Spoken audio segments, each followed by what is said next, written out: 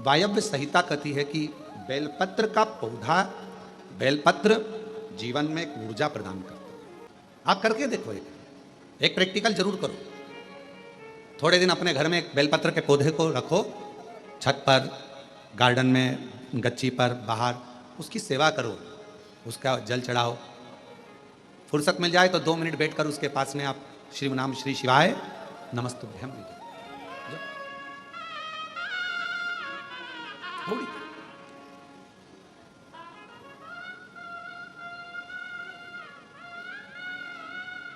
हमारे यहाँ बाबा का, आप लोग जब पीछे ग्राउंड में जहाँ कथा होती है उस ग्राउंड से अगर उधर जाएंगे तो देखेंगे वहाँ बाबा की बेलपत्रियों की एक वाटिका है। और उस वाटिका में आसपास में आप 2 क्षण के लिए बैठकर भी अगर भगवत नाम श्री शिवाय नमस्तुभ्यम का स्मरण करते हैं तो आपको इसमें आनंद की अनुभूति, आनंद की अनुभूति शिव नाम से। हमारे बाबा का जो पुराना वट वृक्ष है, अभी तो वहाँ के काम चल रहा है इसलिए आप लोगों को वहाँ अंदर जाने की अनुमति नहीं होती है, तो वहाँ जाने नहीं देते हैं। और जो पुराना वट वृक्ष है वहाँ पर भी आप कभी जब वहाँ का काम पूरा हो जाएगा तो आप लोग दर्शन करेंगे। जब आप वहाँ पहुँचेंगे, बैठेंगे, वहाँ की ऊर्जा का स्मरण करेंगे तो आपको ज्ञात होगा कितना बल एक बेलपत्र के पत्र में होता है, कितना बल। और हम सबसे कहेंगे, जिन मेरी बहनों के हाथ कंपन होते हैं, हाथ कांपते हैं, जिन मेरे भाइयों का शरीर कांपता है, थोड़ा थोड़ा कंपन शरीर में होता रहता है, हम उनको भी कहेंगे, उनसे भी निवेदन कि अपने जेब में 2 जेब होती है, एक जेब में मोबाइल रखो मना नहीं है, एक जेब में पैसा रखो मना नहीं, पर एक जेब में आप शिव जी पे चढ़ी हुई बेलपत्र को रखना प्रारंभ करो, फिर आपके शरीर का स्थिरता धीरे धीरे धीरे धीरे अपने आप पाना प्रारंभ करो। जिनका शरीर कांपता है, डॉक्टर का इलाज करवाओ, डॉक्टर शिव का एक रूप है, दवाइयाँ लो, गोलियाँ लो, जांचें कराओ, और साथ में कहीं अगर बेलपत्र का पौधा है, बेलपत्र का वृक्ष है, उस बेलपत्र के वृक्ष की छांव में थोड़ी देर बैठकर, बेल के वृक्ष की छांव में बैठकर श्री शिवाय नमस्तुभ्यम का स्मरण करो। 8 दिन 15 दिन कर कर देखो, 16वें दिन हमको पत्र लिखकर भेजना कि तुम्हारे हाथ पैर कांपने में थोड़ी आनंद हुआ कि नहीं हुआ, ठीक होना चालू हुआ कि नहीं। ऊर्जा, एक बेलपत्र की पत्ती में वो बल होता है, एक बेलपत्र के वृक्ष में वो बल होता है जो सुख प्रदान करता है।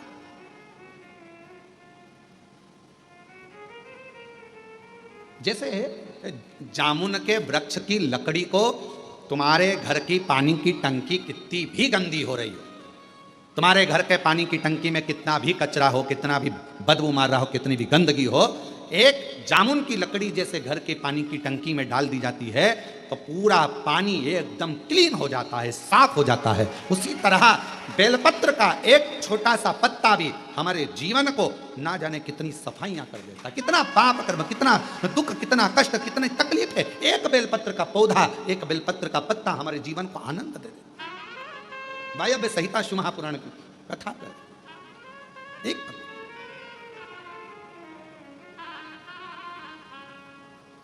वो माता एक कीर्तन गाती हैं, इस बेलपत्र में क्या बल है जिसमें मेरा भोला मगन है। क्या बल है इस बेलपत्र में, क्या बल। कल हरतालिका तीज रहेगी, 26 तारीख की हरतालिका तीज है। कल पूरा भारत, पूरा विश्व, जगह जगह पर माताएं फुलेरा बांधेंगी।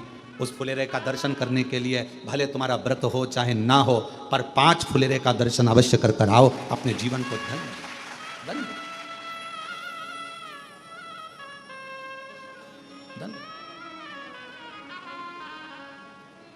करो। यहाँ पर भी फुलेरा बनता है, हम व्यासपीठ जहाँ है यहाँ पर हर साल कई वर्ष हो गए बनते हुए। बाबा के, हमारे घर पर भी बनता है, बाबा के धाम जहाँ जहाँ मंदिर है हो सकता है। हम तो यहाँ तक कहेंगे आप लोगों से कि शिशु मंदिर में अगर कोई फुलेरा ना बांधे और आपको अगर भगवान सामर्थ्यता दिया है तो कुछ पेड़ों की पत्तियाँ तोड़कर उसको धागे में बांधकर फूल वगैरह लगाकर आप अपनी तरफ से 2 लकड़ियों को या 4 लकड़ियों का कैसा भी बनाकर, या डलिया हो तो डलिया, उसको बांधकर शिव जी के मंदिर में आप ही अपनी तरफ से फुलेरा लटकाया ना तो वो भी क्या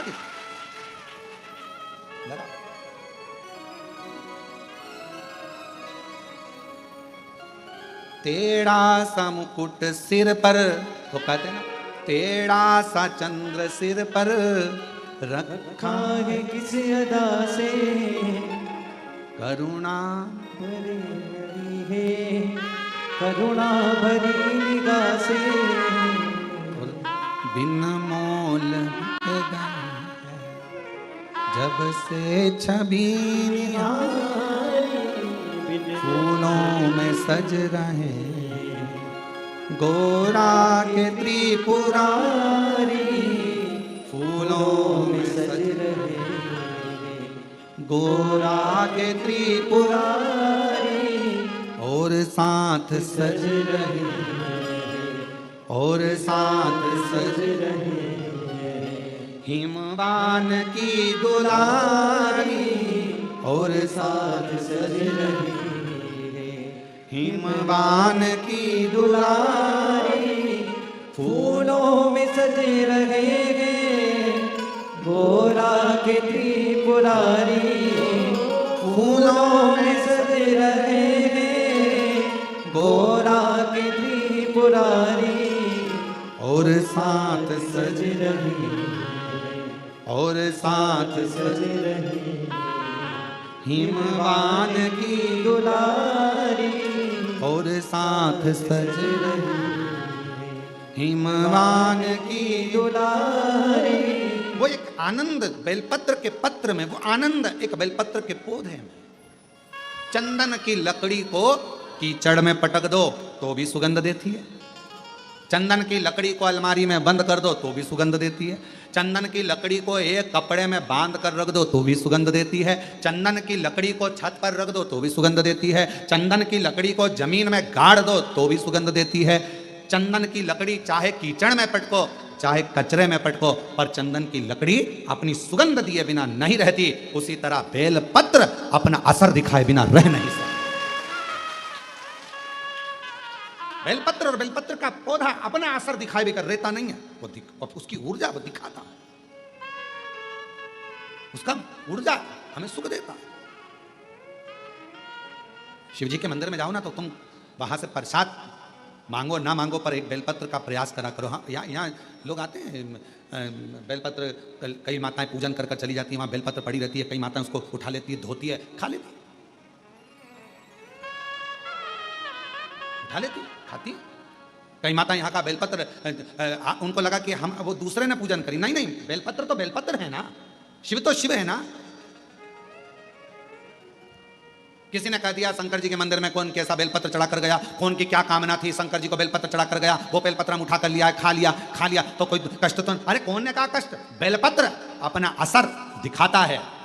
कोई भी चढ़ाए, कैसा भी चढ़ाए, चलो तुम जाओ बेलपत्र के हाथ में, लोग कह रहे हैं वो बेलपत्र हमारे ऊपर असर करेगा कि नहीं करेगा। हम एक बात कहते हैं, 10 का नोट या तुम एक काम करो 500 का नोट, कोई मुर्दे को जलाने के लिए शमशान में गए और चलते चलते शमशान के पास में 500 का नोट की गड्डी मिल गई तुमको, 500 के नोट की गड्डी, 50,000 रुपए तुमको मिल गए और तुमने वो उठा लिया। अब वो नोट निकाल कर चाय वाले की दुकान पर जाकर पूछना, भैया हमें शमशान से मिला था, चलेगा क्या, चलेगा कि नहीं चलेगा। फिर वही 500 रुपए लेकर तुम सुनार की दुकान पे जाना कि भैया हमें कोई अच्छी सी लौंग बता दो, हमें 5-10 हजार रुपए की, पर हमारी को गड्डी जो है बोलो शमशान से मिली है, तुम्हें चलेगी कि नहीं चलेगी। वो कहेगा नोट तो नोट है रे, शमशान का होए चाहे मसान का होए चाहे व्यापार का, नोट तो नोट, 500 का नोट तो चलेगा। और पटक के गड्डी देख ले, दौड़ेगा भी, 2 मिनट में गड्डी गायब, तो पटक के देख। अब उसको क्या करना, शमशान का है कि कहाँ का है, उसको तो मतलब है नोट से। उसी तरह बेलपत्र कैसा है, कौन ने चढ़ाया, किसने चढ़ाया, कैसे चढ़ाया। आप तो बाबा का नाम लेकर श्री शिवाय नमस्तुभ्यम, मेरे बाबा इसको औषधि कर दो, मेरे बाबा प्रसाद के रूप में दे दो, औषधि कर दे दो, बाबा बड़ी दुखी हूं, कष्ट में हूं, कंकर शंकर पे से उठाया, लिया, धोया, खाया, शिव जी को समर्पित। अब उसमें भेद करना,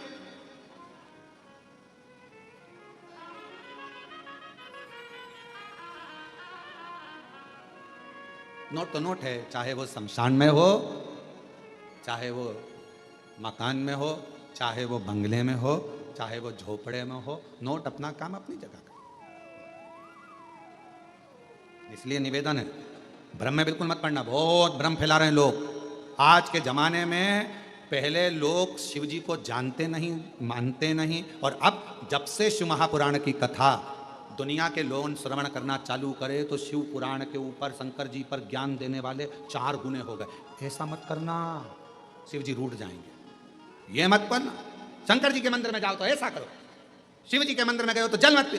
ज्ञान देने वाले शंकर जी के प्रति दुनिया ढेर सारी हो जाएगी। जब सोशल मीडिया खोलोगे, इंस्टाग्राम खोलोगे, व्हाट्सएप खोलोगे, फेसबुक खोलोगे, तुम्हें ढेर सारे मिल जाएंगे। शिव जी का ऐसा, शिव जी का वैसा। कहीं मत पढ़ो, तुम तो तुम्हारे पास में गीता प्रेस गोरखपुर की शिवपुराण लेकर आओ, घर में पढ़ो और अध्ययन करो। और जब कुबेरेश्वर बाबा की कृपा हो जाए और कभी तुम्हारे को टीवी पर कथा श्रवण करने को बाबा कुबेर भंडारी की सुनने को मिल जाए तो उस पर स्मरण करो कि बाबा ने हमको क्या तो सुनो, भटकना नहीं है। जब कोई 10 तरह की बातें बताने लगे कि अपन ने सुन रखा है कि बेलपत्र खाने से रोग मिटेगा, अपन ने सुन रखा है कि शंकर जी पे चढ़ा हुआ जल हमारा कल्याण करेगा, फिर कोई ज्ञान दे तो टीवी बंद कर दो। फिर कोई कहे कि ऐसा मत करो, वैसा मत करो, तो मोबाइल में रील चैन, फिर अपने को नहीं देख, क्योंकि अपना विश्वास टूटता, अपना भरोसा टूटता। एक तरफ तो हम भरोसा कर रहे हैं कि हमारा शंकर हमारे दुख करेगा, और दूसरी तरफ हमने किसी के मुंह से ऐसा सुन लिया, फिर हमारा भरोसा टूट गया। ऐसा करूंगी तो ऐसा हो गया, मतलब मन फिर 2 हो गए, फिर डोल गए। अभी तक एक मन था, मतलब जिससे प्रेम करा उसके प्रति तुम्हारा इतना समर्पण हो गया कि नहीं शादी करूंगी तो देर से ही करूंगी, भले तू भेंगा हो पर देर से करूंगी, चाहे खुद भी हो, देर से करूंगी, चाहे कहीं नहीं जाऊं, बस देर से करूंगी। अब थोड़े समय के बाद मालूम पड़े, फिर मन डोल गया कि नहीं नहीं नहीं नहीं, इससे ज्यादा धन तो कहीं दूसरी जगह पर है। फिर अब निकलो मन, स्थिर मन रखिए। हमने कुबेरेश्वर बाबा के मुख से हमने शिव महापुराण की कथा को श्रवण करा है, और हमने उनके मुख से सुना है कि जल पीने से दुख कटेगा। कटेगा ये इतने पत्र, एक पत्र और अच्छा दे।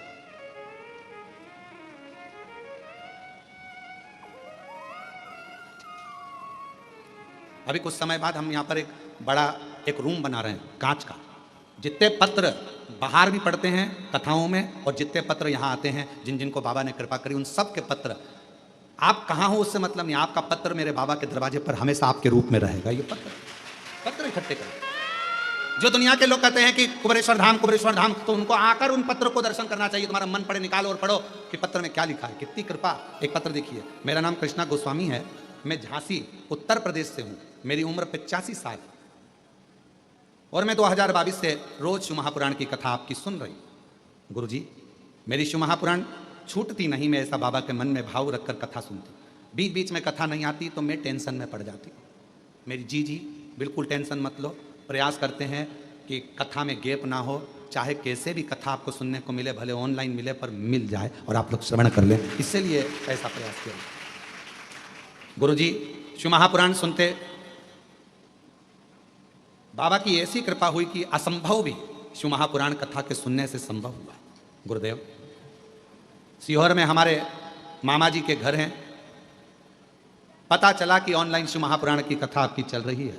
गुरुदेव, 10 साल से मुझे एक बीमारी थी यूरिन की। वो प्रॉब्लम इतनी ज़्यादा थी कि उसका ऑपरेशन डॉक्टर मेरी उम्र के हिसाब से नहीं कर सकते। पर 10 जून को हम बाबा के इस पवित्र प्रांगण को आए और बाबा से विनय कर गए कि 10 साल से मुझे यूरिन की तकलीफ है और मैं कहीं जा नहीं सकती, आ नहीं सकती, इतनी ज़्यादा तकलीफ है। 10 साल। पर किसी ने कहा है कि कुबेरेश्वर धाम की भूमि पर अगर कंकर शंकर का पूजन करा जाए और एक रुद्राक्ष लेकर जाया जाए, उसका जल पिया जाए, बाबा कृपा कर। गुरुजी, मैं एक दिन भी सही से नहीं रहती थी उस यूरिन की प्रॉब्लम के कारण। 10 साल से तकलीफ में थी। 10 जून से यहाँ से जब से मैं बाबा की पूजन कर कर गई हूँ, आज तक बाबा की कृपा से मुझे कोई तकलीफ नहीं हुई यूरिन की। मैं बाबा की कृपा से ठीक, कहीं बैठी हूँ तो बेलपत्र लेने के लिए आ सकती हूँ। मेरा नाम कृष्णा गोस्वामी है, मैं झांसी उत्तर प्रदेश से हूँ, मेरी उम्र 85 साल है शिव की। और तेरी कृपा का किस पर हो, जरा सी हम पर कर दो, जरा सी हम पर कर दो। तेरी कृपा का क्या है भरोसा, कब किस पर हो, जरा सी हम पर कर दो, जरा सी हम पर कर दो। जिस पर भी हो गई तेरी कृपा करुणा, वो भगवान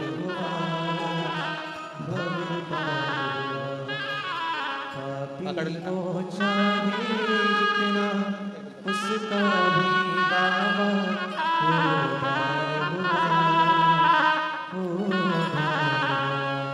आ जाओ, धीरे से आ जाओ। जाऊं गल का